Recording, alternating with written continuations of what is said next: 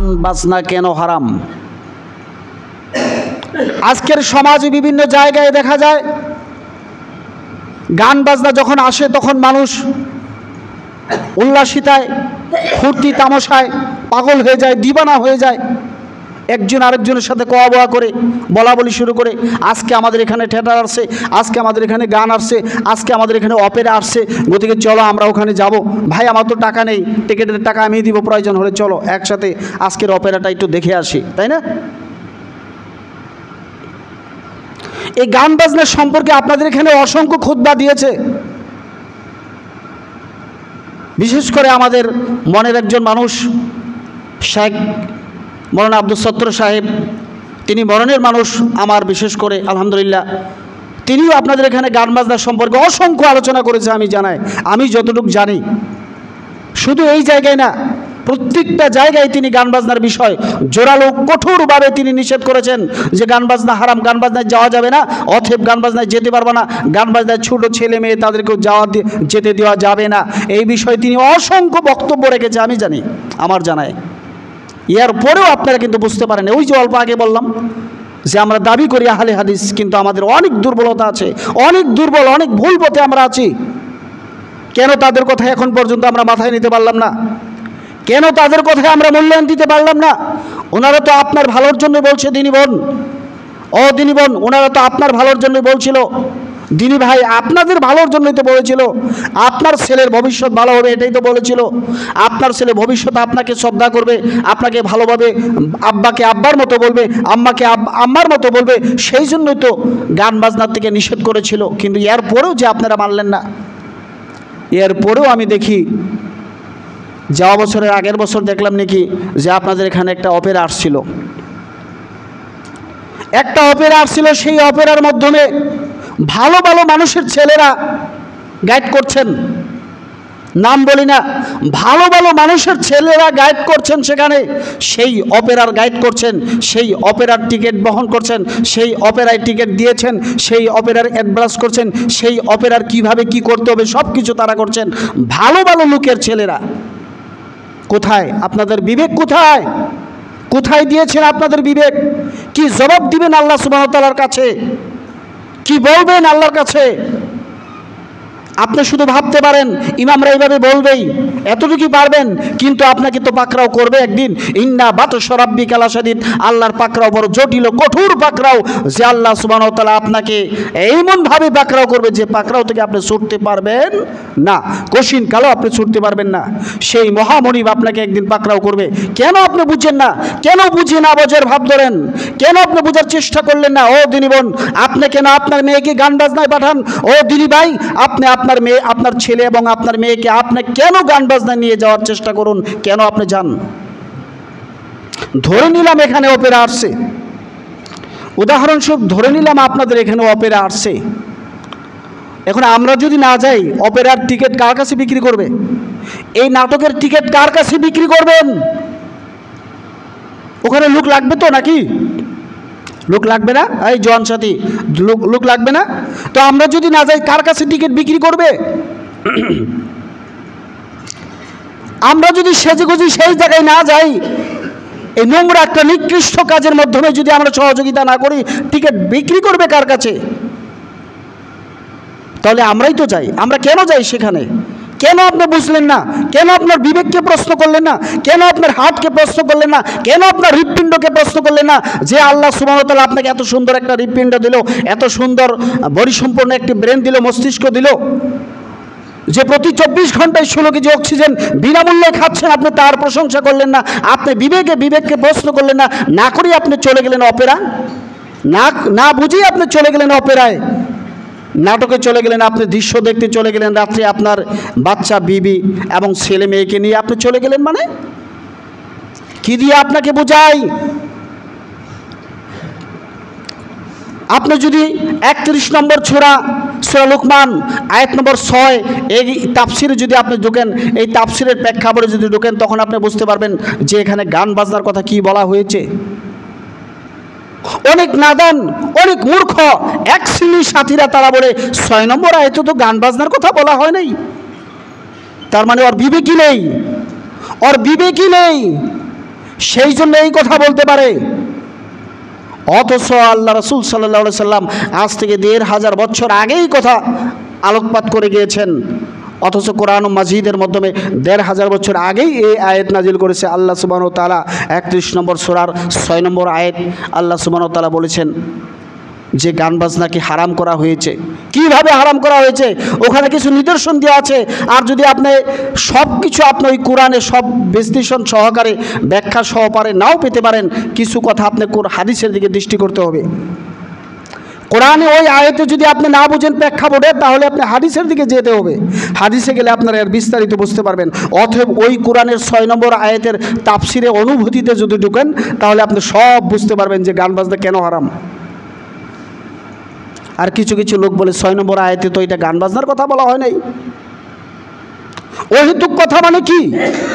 কিছু কিছু লোক অহেতুক কথা, অদরকারি কথা, তারা কিছু কিছু লোক নিয়ে তারা ঠাট্টা মস্কারি করবে, বিদ্রোহী করবে, হাস্যকর করবে, তামসা মনে করবে। কি ভাই, যখন নাট্যকারে আপনি বসেন, নাটকে যখন বসেন, অপেরা দেখার জন্য যখন আপনি প্রস্তুতি গ্রহণ করুন, যখন আপনি অপেরার প্যান্ডেলের ভিতরে আপনি ঢুকে যান, তখন দৃশ্য দেখে হাসেন না? অনেক সময় দৃশ্য দেখে হাসেন না? হাসেন কি হাসেন না? অসংখ্যবার হাসা হয়। এর প্রেক্ষাপটে যদি ঢুকেন, এর অনুভূতিতে এই তাফসিরে যদি ঢুকেন, তখন আপনি বুঝতে পারবেন এই জন্যই গান বাজনা হারাম। সম্মানিত দিনী ভাই ও দিনী বোন, তাহলে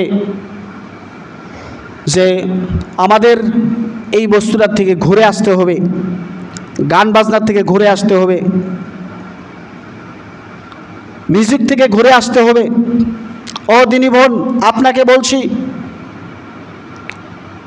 যে দৃশ্যগুলো নাটকে দেখায় সেই দৃশ্য দেখার মতো নয়। একটা মানুষ উলঙ্গ হয়ে যদি রাস্তায়, একটা উপযুক্ত মহিলা যদি উলঙ্গ হয়ে রাস্তায় চলাফেরা করে, তাহলে মাত্র তার দিকে দৃষ্টি করবে একবার। কয়বার? একবার দৃষ্টি করবে, দুবার দেখার ইচ্ছা করবে না, লজ্জা করবে তার। যতই সে না জানুক, তবু সেই পুরুষটা মাথা নিচু করবে আর তার দিকে তাকাবে না। কিন্তু এমন নোংরা পোশাক ব্যবহার করে, এমন নোংরা পোশাক পরিধান করে সে থিয়েটারের নাট্যকারে উঠবে, যে পোশাকের মাধ্যমে বারবার তাকে দৃষ্টি করবে। আপনি কি জানেন ওখানে যে জিনা হয়েছে? ও দিনী বোন, আপনি কি ভাবছেন ওই দৃষ্টি, ওখানে দৃষ্টি করলে যে জিনা হইতেছে? আপনি জানেন না। দিনী ভাই, আপনার যে জিনা হইতেছে, প্রতি সেকেন্ডে জিনা হইতেছে, ওখানে দৃষ্টি করার সাথে সাথে আপনি ভাবতেই পারেন নাই। ইমাম সাহেব, আমি তো দৃশ্যটা দেখছি, জিনা কেন হলো? জিনা এই জন্যই হলো যে পোশাক তিনি ব্যবহার করেছে, এই পোশাকের দিকে আপনি বারবার দৃষ্টি করছেন। এই কথাই তো আল্লাহ রাসূল সাল্লাল্লাহু আলাইহি সাল্লাম বলছেন, আজ থেকে ১৫০০ বছর আগে কাশিয়াতুন কাপড় পরে থাকে, আর ইয়াতুন উলঙ্গ। কাপড় পরার পরেও মহিলাদেরকে দেখা যাবে উলঙ্গ। কাশিয়াতুন কাপড় পরে থাকে, আর ইয়াতুন উলঙ্গ। কাপড় পরে থাকবে, এর পরেও মহিলাদেরকে দেখা যাবে তারা উলঙ্গ। কি বুঝলেন?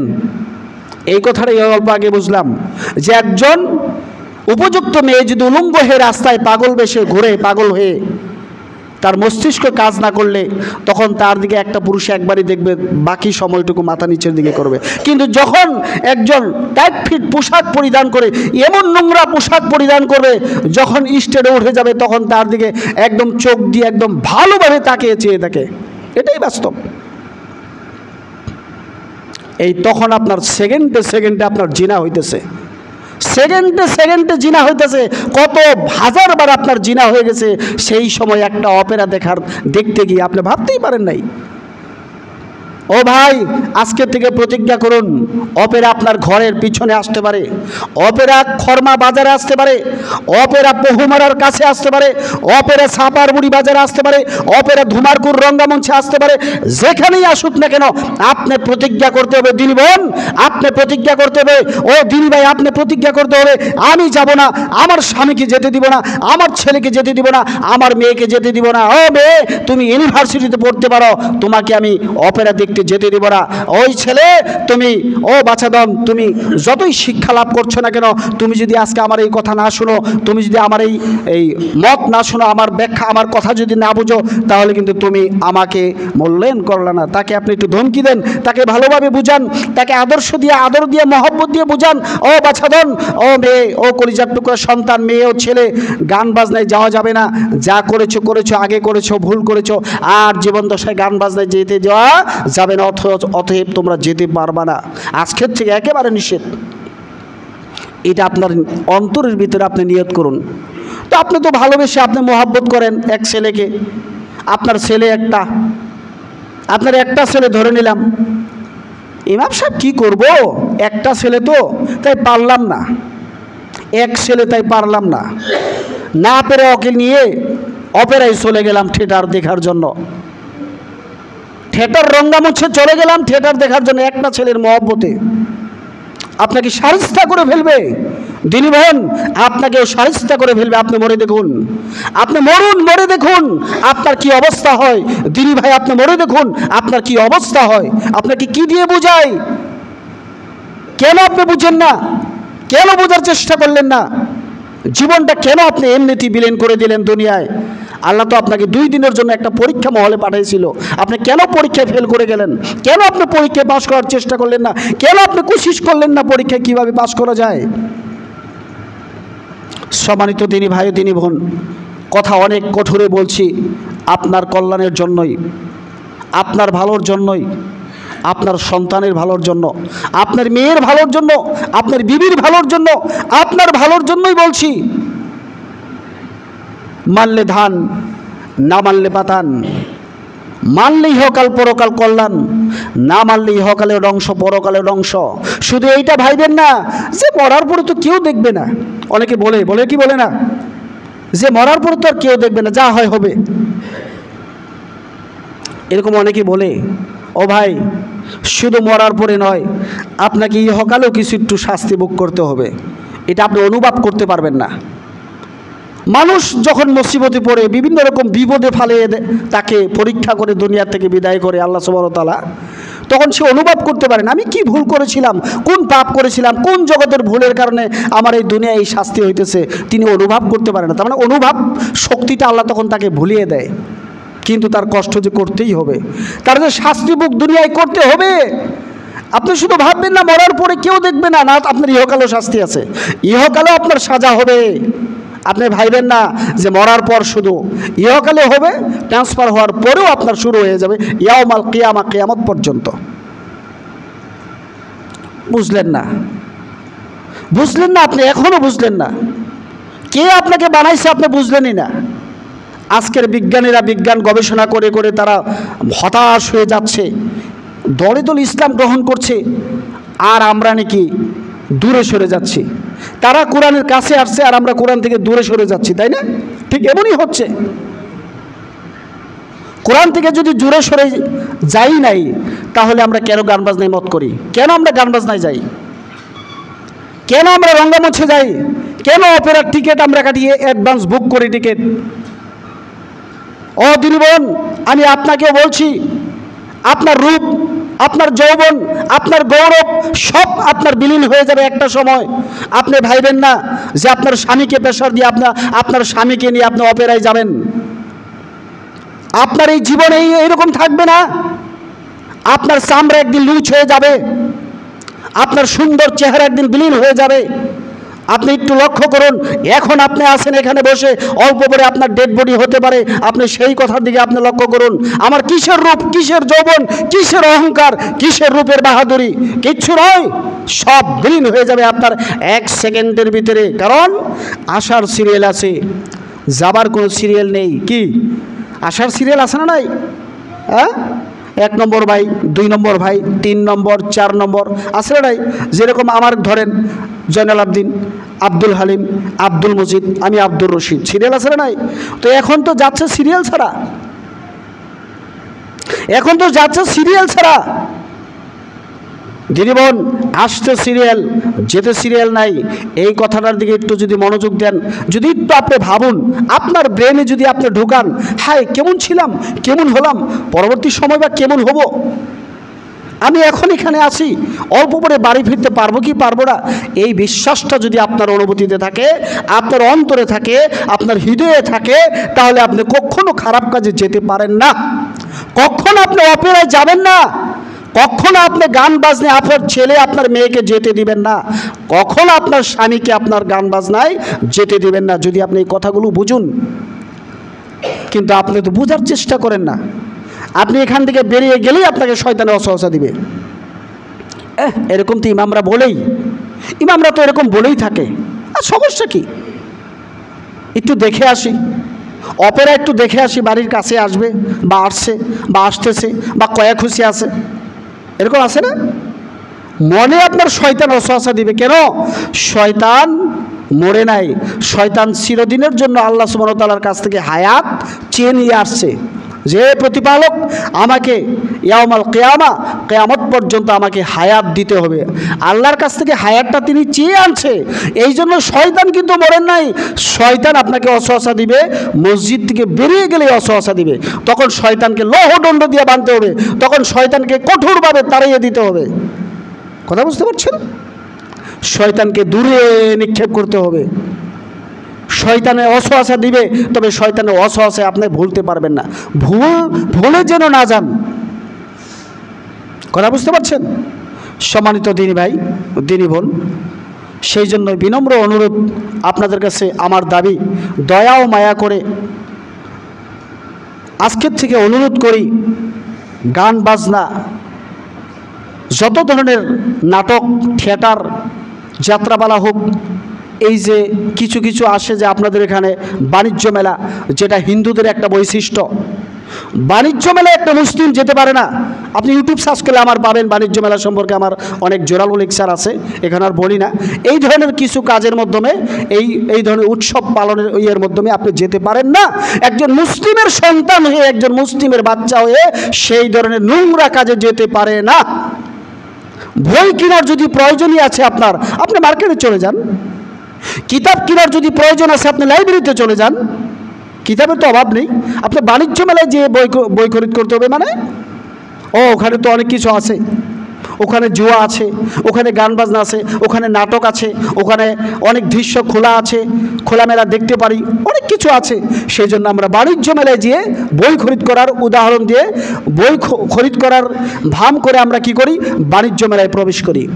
সম্পূর্ণভাবেই এটা হারাম, একেবারে কঠোরভাবে হারাম। এই ধরনের মেলায় যাওয়া যাবে না। সম্মানিত দিনী ভাই, এক কথাই, ওখানে গান বাজনা, বাণিজ্য মেলাই মানে জুয়া, বাণিজ্য মেলাই মানে জুয়া, 100+ জুয়া। বাণিজ্য মেলা মানেই জুয়া, বাণিজ্য মেলা মানেই গান বাজনা, বাণিজ্য মেলা মানেই অপেরার একটা জায়গা, বাণিজ্য মেলা মানেই যাত্রাপালা, গানের একটি জায়গা করে নেয় তারা। সেখানে গান বাজনা বিভিন্ন রকমের কর্ম করে তারা টাকা নিয়ে নেয়, টাকা কালেকশন করে নেয়, তারা রোজগার করতে আসে, এইভাবে হারাম কাজ করে। সম্মানিত দিনী ভাই, তাহলে বাণিজ্য মেলা এখানে যোগ করে দিলাম আপনাদেরকে। ইউটিউব সার্চ করলে আপনি পাবেন যে বাণিজ্য মেলা সম্পর্কে আমি আলোকপাত করেছি আগেও। সম্মানিত দিনী ভাই ও দিনী বোন, আজকের থেকে আমরা এই ধরনের সমস্ত গান বাজনাটা একেবারে বিসর্জন দিয়ে দিতে হবে। সূরা আযহাবের 40 নম্বর আয়াতের পরিশেষের বাক্যটুকু ছিল খাতামুন নাবিয়্যিন, সর্বশেষ নবী মুহাম্মদ সাল্লাল্লাহু আলাইহি ওয়াসাল্লাম। এই কথাটুকু গোলাম মির্জা কাদিয়ানী কাফের মেনে নেয় নাই, যে না, সর্বশেষ নবী হযরত মুহাম্মদ হতে পারে না, আরও নবী আসবে। এই কথা গোলাম মির্জা কাদিয়ানী কাফের মেনে নিতে পারে নাই। তার জন্যই তামাম পৃথিবীর সমস্ত আলিম উলামারা, উম্মারা একমত হয়ে গোলাম মির্জা কাদিয়ানী কাফেরকে কাফির ফতোয়া দিয়েছে। ইয়াউমাল কিয়ামা, কিয়ামত পর্যন্ত কাদিয়ানীদেরকে আমরা কাফির বলেই যাব। 40 নম্বর আয়াতের পরিশেষের বাক্যটুকু না মানার জন্য যদি কাফির হয়ে যায়, তাহলে সূরা লুকমানের 6 নম্বরের পুরা পরিপূর্ণ আয়াতটা যদি আপনি না মানেন, আপনি কি হবেন? আপনি একটু প্রশ্ন করুন তো, আপনাকে প্রশ্ন করুন। যুবক সাথী, তোমার মস্তক যদি আছে, তুমি তোমার মস্তককে প্রশ্ন করো। দিনী বোন, আপনার যদি বিবেক আছে, আপনার বিবেককে প্রশ্ন করুন। পরিশেষের বাক্যটুকু না মানার জন্য যদি কাফির হয়ে গেল গোলাম মির্জা কাদিয়ানী কাফের, 31 নম্বর সূরা লুকমানের 6 নম্বর আয়াত, পরিপূর্ণ আয়াতটা যদি আপনি না মানেন, আপনি কোন জগতে বসবাস করবেন? আপনার বিবেককে প্রশ্ন করুন। এই বিবেককে প্রশ্ন করতে গিয়েই আমি এই কথাটা আপনার কাছে ছেড়ে দিলাম। তাহলে সূরা লুকমানের 6 নম্বর আয়াতে গান বাজনা সম্পর্কে বিস্তারিতভাবে টোটাল হারাম করা হয়েছে। মানবেন তো ইনশাল্লাহ? এই আয়াত মানবেন তো ইনশাল্লাহ? সবাই মানি? আমরা সবাই বলি ইনশাআল্লাহ। আল্লাহ চাইলে আমরা সবাই মানি, অবশ্যই মানব। আল্লাহ সুবহানাহু ওয়া তাআলা যেন আমাদেরকে, ও দিনী বোন, একটু মনোযোগ সহকারে কথাগুলো নিয়ে যাবেন বাড়িতে, আপনার ইহকাল এবং পরকাল কাজে লাগবে। আল্লাহ সুবহানাহু ওয়া তাআলা আমাদের সবাইকে এই কথাগুলো মেনে চলার তৌফিক দান করুন, আল্লাহুম্মা আমিন। আজকের থেকে যত ভুল পথে আমরা ছিলাম, আল্লাহ যেন আমাদের সবাইকে মাফ করে। আসলে একটু দোয়া করে আমি খুতবা শেষ করে দেই। রাব্বানা আতিনা ফিদ দুনিয়া হাসানাতাও ওয়া ফিল আখির হাসানাতাও ওয়া কিনা আযাবান্নার। হে প্রতিপালক, আমাদের ইহকাল এবং পরকালের সকল প্রকারের গুনাহ, অতীতের গুনাহ সব কিছু তুমি মাফ করে দাও, আল্লাহুম্মা আমিন। হে প্রতিপালক, আমরা এখানে দিনী ভাই দিনী বোন যারা আছি, আমরা জীবনে যত শিরক বিদআত ভুল করেছি, আল্লাহ না জেনে অনেক ভুল করেছি, অজান্তে অনেক ধরনের ভুল আমাদের হয়েছে। প্রতিপালক, আমাদের সবাইকে তুমি সকল ধরনের ভুল ভ্রান্তি মার্জনা করে তুমি নেকি পরিণত করে দাও। আমরা সবাই বলি আল্লাহুম্মা আমিন। হে প্রতিপালক, তোমার কাছে দাবি, এখানে আমরা যারা আছি আমাদের সবাইকে তুমি 5 ওয়াক্ত সালাতমুখী বানাও, আল্লাহুম্মা আমিন। হে প্রতিপালক, আমাদের আশেপাশে যত কবর আছে, আমাদের আহলে ওয়াল যারা কবরে চলে গেছে, বাবা মা যাদের কবর চলে গেছে, ভাই ব্রাদার যারা কবর চলে গেছে, দিনী বোন যাদের কবর চলে গেছে, অনেকের বিবি কবর চলে গেছে, আজ তারা আমাদের সম্মুখে নেই। প্রতিপালক, তাদের জীবনে যদি ভুল ভ্রান্তি কিছু হয়ে থাকে, আল্লাহ তাদেরকে মাফ করে তুমি দয়া ও মায়া করে জান্নাতুল ফেরদাউস নসিব করো, আল্লাহুম্মা আমিন। প্রতিপালক, পরিশেষে আপনাদের কাছে দাবি, আমার আহলে ওয়াল যারা কবরে চলে গেছে তাদের জন্য একটু দয়া করে দোয়া করবেন। তারাও যদি কোনো ভুল ভ্রান্তি করে থাকে, আল্লাহ ভালো জানে তাদের ব্যাপারে, আল্লাহ যেন তাদেরকে মাফ করে জান্নাতুল ফেরদাউস নসিব করুন, আল্লাহুম্মা আমিন। পরিশেষে বলি, দেশকে ভালোবাসবেন, ধর্মকে মেনে চলবেন। ওয়া আখিরুদ দাওয়ানা আনিল হামদুলিল্লাহি রাব্বিল আলামিন।